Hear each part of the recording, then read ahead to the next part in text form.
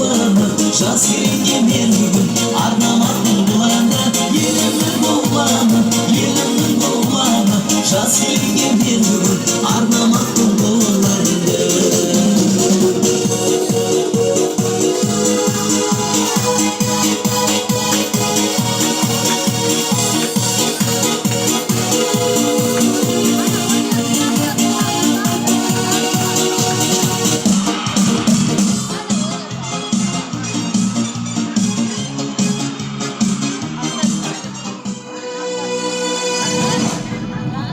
Жас келін үйет болды дейді да. Жас келін үйет болды. Баяғына ауылға келгенде бәрі айқайлап, қол соғып қошеметтеп қарсы алушы еді. Келіннің құрметі бір айқайлап қол соғып қойыңыздар.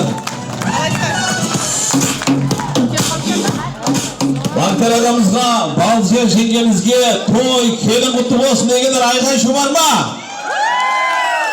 Валихан Динара бақытты болсын дегендер қайда?